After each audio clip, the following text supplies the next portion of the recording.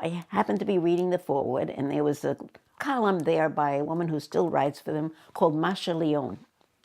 And she said that a museum was going to be built in Antwerp dedicated to the Red Star Line. And that's the line on which we came to the United States on a ship called the SS Westernland. I later found out it was called the SS Westernland II. So I read that, and I said, we came here on that.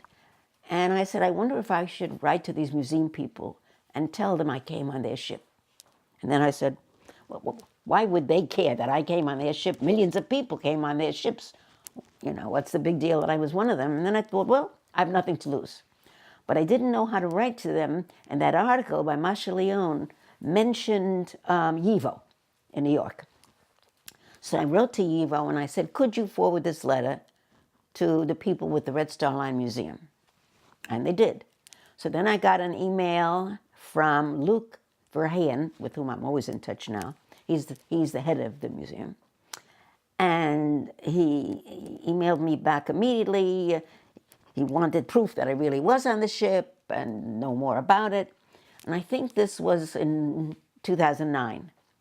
So then a woman who worked for the museum, Mandy Newell-Aerts was her name, he said, she's coming over. She's going to interview a 90-year-old guy or something in Miami Beach who also went on the ships, and she'll come and interview me. She had gone to the Antwerp archives and the Brussels archives and the neighborhood where we had lived when I was 5 years old, and she brought me pictures. It makes me cry when I talk about it now. She brought me pictures of where I had lived when I was 5 years old. And I sat on the couch with her and I looked at those pictures. I couldn't believe it. It turned out that I'm one of 5 people about who are alive, who were passengers on the Red Star Line ship that they know about. I subsequently learned of one woman here in Sarasota that also came on the Red Star Line, but she came in 38 when it wasn't the same owners. We came in 34. So she said they would like me to come before the museum is built. It was due, they kept changing the date, but eventually it was opened in September 2013. And she said they would like me to come in 2011 to see the progress of the museum and everything. So I said, well, it just so happens that I am trying to make a trip to Germany. And I was in touch with the consulate in Miami. And it may be that I'll be going to Germany in 2011. And if that comes to pass, then I could come to Antwerp for a couple of days after that trip to Germany. She said, okay, so that's what happened. That trip worked out. I spent 2-3 days in 2011 there. They showed me the buildings and how they're building. And then I had a terrific experience. And then I went to Brussels and different places. So before I went, they were planning an itinerary for me. And they said, they have a day for me that I'll be in the Brussels archives. And I said to myself, well, I don't want to spend a day in the Brussels archives. That doesn't sound interesting. So I wrote them back, so they made it an afternoon.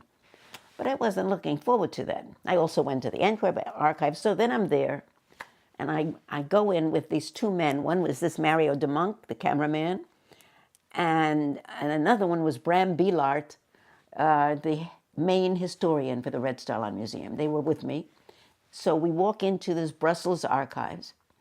And for some reason, where I walked in, it was dark. You couldn't see anything. And all of a sudden, out of the darkness, I heard a man's voice, and it said, Shulamit. Now, Shulamit is my Hebrew name. But I didn't know it until I always knew my name was Shindel in Yiddish and Sonia in English. I never heard Shulamit. But I had occasion to look at my birth certificate when I was about 30 years old, and it said Shulamit. So here I am in the Brussels archives, a place I've never been in my life, in the dark, and some man whom I don't know says my Hebrew name. I was completely flabbergasted. The man was Dr. Frank Heistecker, Caestecker. He is the expert in Belgium on the Jewish immigrants to Belgium in the early 30s. And I was the first person, he said, that he met in person after being a scholar and a professor. He's a professor at the University of Ghent. And the first human being that he met of the kinds of people he studied. And they took out my file, the family's file, not my file. They took out the family's file from 33 to 34 when we were in Antwerp.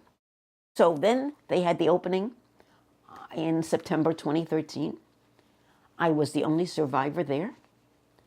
The Wexler brought people from Antwerp and Europe to America and Canada, and some went back.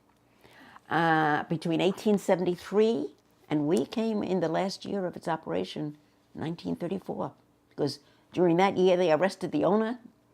Hitler arrested the owner, but he was later let go and came to the United States. And meanwhile, the ships were sold and the whole thing fell apart. But a Red Star Line continued to operate after that with some of the ships. And I told you I met this woman that I know who went on one of those ships. She sent me the menu and the activities when she was on it. I have that. So, but I was the only survivor who was there. And they asked me, Philip Halen, I think, or Luke, the manager, asked me when I was there. First of all, I was treated royally. I had a chauffeur, Marcel, at my disposal. I was just treated beautifully. I was put up at the Hilton. And they asked me to give a talk at the museum. And they had an international press conference. I was there. And I also gave a talk at the City Hall of Antwerp about my experiences. And what else? And while I was there, I also went to the Holocaust Museum. I had a 3-hour tour by the head of the Holocaust Museum, which was fantastic. I went to a party. They had just gotten a new American ambassador to Belgium, and she had a party at the embassy. I went to that. It was incredible. And I was going to tell you something else that I forgot while I was there. Oh, and I met the King and Queen of Belgium. I was 5. I became 6. We landed in New York May 1st, 1934, and I became 6 May 30th.